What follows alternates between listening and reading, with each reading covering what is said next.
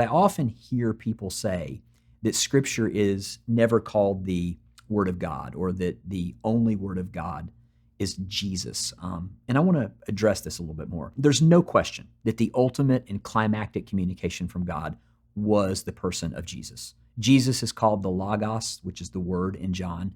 And in the very truest sense, I want to concur with everybody that Jesus is the Word of God. That being said, the Old Testament Scripture is considered the Word of God and therefore authoritative by Jesus himself.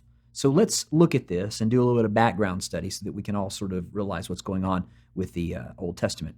First, the Old Testament was closed well before the first century. I think someone had said that they didn't feel like that was correct. That is correct. It was closed well before the first century. The 39 books we have in our Bibles, they weren't counted by the Jews the same way that we get to the 39 books. Some of the books that are in our current Bibles, we count as two books. They counted as a single text. For example, we have historical books of Samuel, Kings, and Chronicles, and you're probably familiar with the Old Testament. If you're not, you can flip it open. There's 1st and 2nd Samuel, 1st and 2nd Kings, 1st and 2nd Chronicles. The Jews did not count them that way. They were considered one volume each. Another example, the books that we call the minor prophets, and we count them as 12 books, they group them together as one. So the difference between the Old Testament, or the Jewish Old Testament, and our Old Testament is not the content, but it's how they were arranged. So while our Old Testament has 39 books, the Jewish Old Testament had 24 books, or in some instances that we know, there were 22 books. And why were there 24 in some and 22 in others? Because if Judges and Ruth were combined and Jeremiah and Lamentations combined as one book, then it would be 22 rather than 24. That's important to know, because when you say the Old Testament wasn't closed, a lot of times that's because we're counting 39 books and we're not realizing how the Jewish people counted their Old Testament. Second, the Jewish Old Testament was divided into three parts, and this is important for this study. This is important to know when you get to the New Testament and what Jesus is saying. The Old Testament was divided into the law, the prophets, and the writings. This three-part division was finalized well before the time of Jesus. And he quotes knowing these divisions.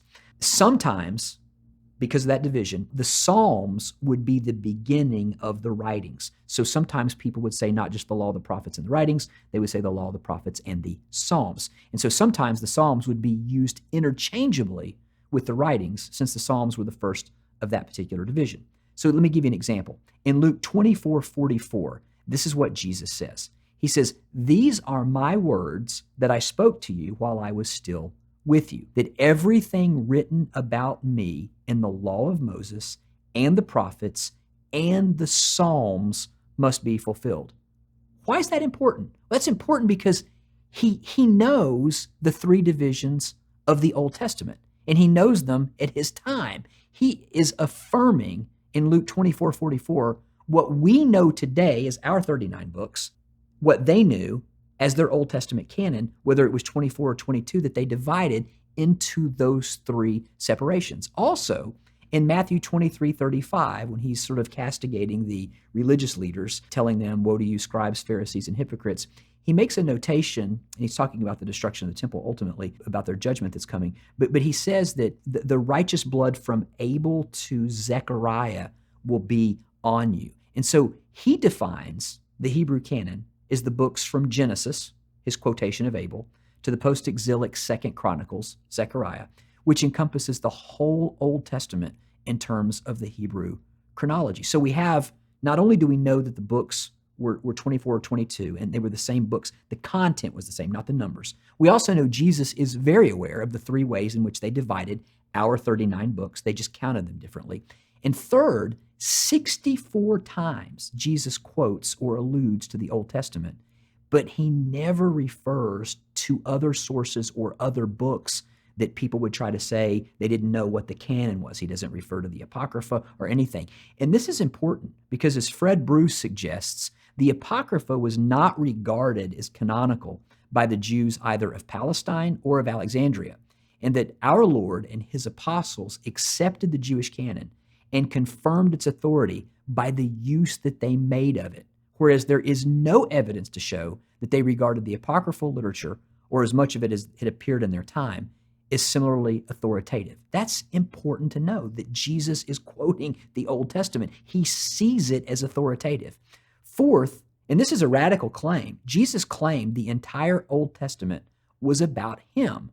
In John 5:39, he says pretty clearly, he says to the religious leader, you search the scriptures. That would be the Old Testament. That would be the law, the prophets, and the writings. Exactly what we're saying, 22 or 24 books to them. But our Old Testament, same content as our 39 books. He says, you search the scriptures because you think that in them you have eternal life. It is these that testify about me. We know about Jesus. We know that he thought he was authoritative. He says in John 14:6 that he's the way, the truth, and the life, and no one comes to the Father except through him. So if he's saying the Old Testament is about him, then it has some authority to it. Fifth, Jesus saw something authoritative and binding in the Old Testament because he clearly stated he didn't come to abolish the law or the prophets, but he came to fulfill them. He says that in Matthew 5:17. Sixth, when Jesus is tempted in Luke 4 and in Matthew 4, what does he do? He quotes Scripture. Why would he do such a thing? What was so important about Scripture to Jesus? Well, the answer would be he saw it as authoritative. He saw it as binding. Seventh, Jesus seems to quote the Old Testament as actual events that happened, and he trusted that that was true. That's important to know. So in Mark 7:13, when Jesus says Scripture is the Word of God, it seems pretty clear what he meant by that. Therefore, I don't see any reason to conclude that Jesus didn't see the Old Testament as binding and authoritative, or as we would say, the very words of God.